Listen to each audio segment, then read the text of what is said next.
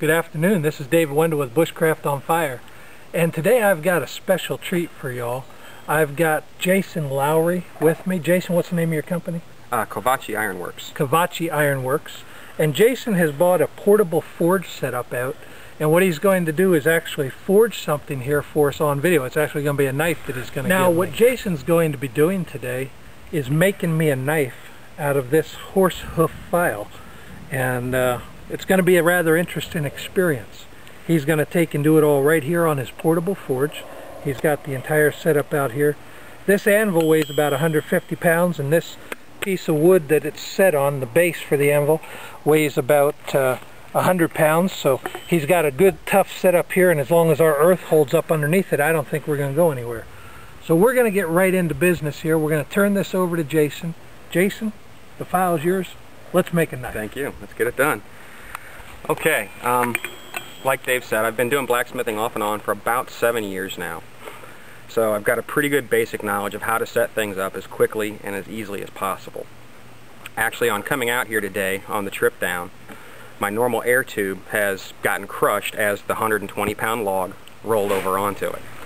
Now this blower here, you can buy them at any Home Depot, Lowe's, any hardware store.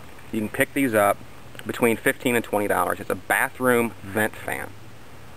They're very cheap, very inexpensive. They come pre-wired with a small plug coming off of them right here.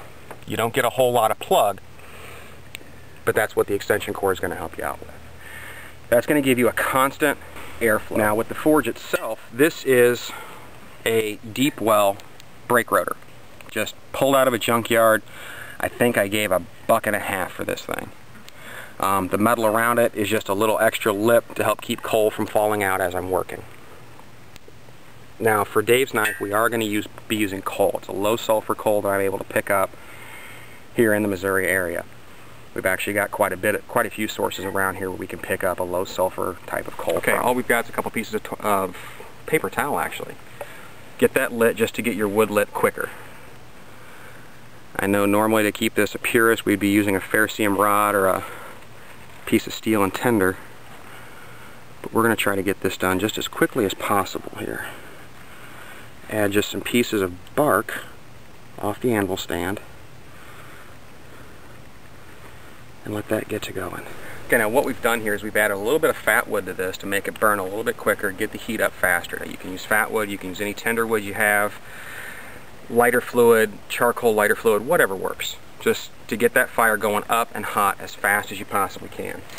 Then we just take a little bit of the coal, drop it in around to the sides of the fire.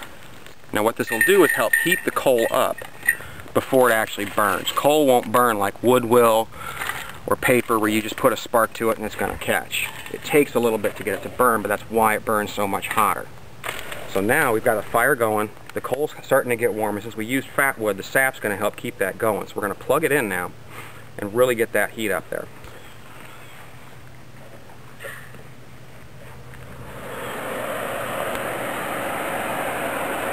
And as you can see, as soon as I turn that on, the flames start pushing up a little bit.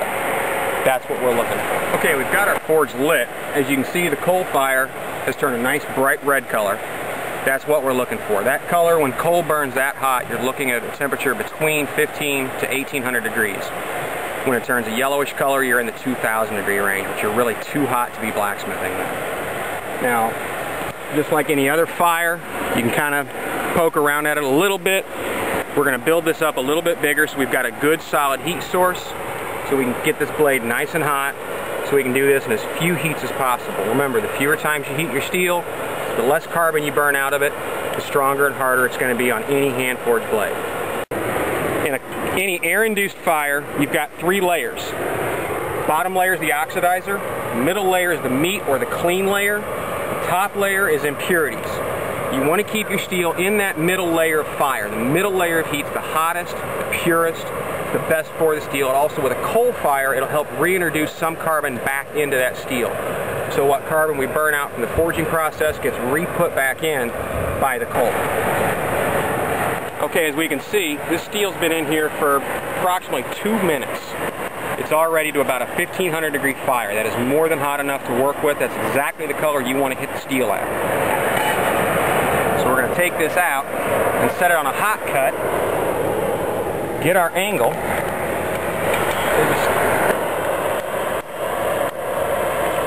Okay, we've got our angle set. Now we're just going to give this a good hard crack. And puts a nice crisp line in there. Keep your line on there. Looks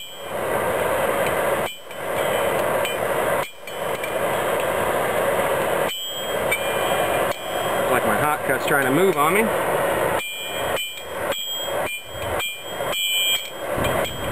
Okay, now we've got the steel back out. Square it up a bit. We're going to put a slight curve in this tip to make it a little stronger.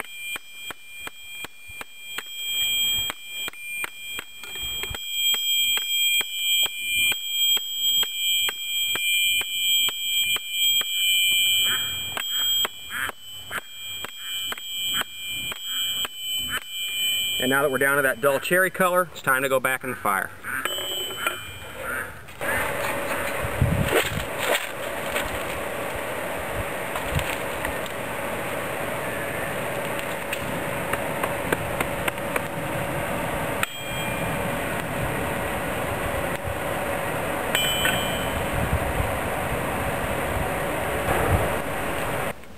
Okay, we've got our tip pounded out rather. See, we got a nice round to it. Still very, very hot, nice bright red. This will burn you on contact. So now what we're going to do is actually hammer in the edge, or the bevel of the blade. So you lay it on your anvil, and you bring your hammer in. Instead of coming straight down like you normally would for most work, it's a slight angle to the hammer. So as you hit it, what that's going to do is re-angle that steel to give it a natural edge.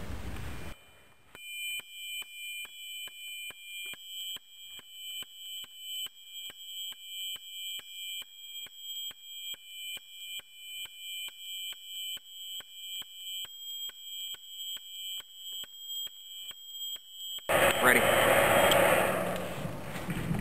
Now switch to a smaller hammer for a little better control.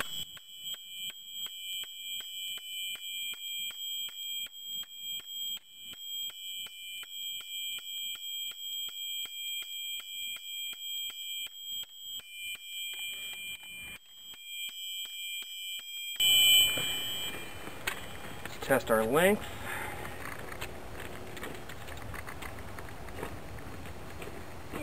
That's right at about 8.5 inches. Get a special cutting hammer.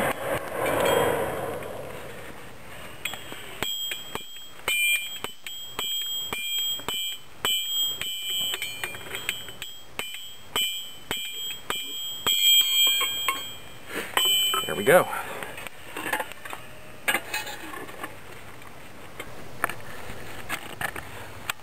Okay, now to put this handle in, we're going to lay the blade about where we want our handle, on the corner of the anvil. Tap.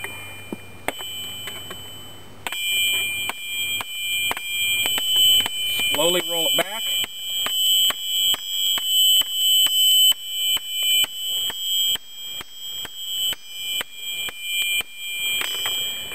Drive that down. It's going to warp it out a little bit. So a couple taps.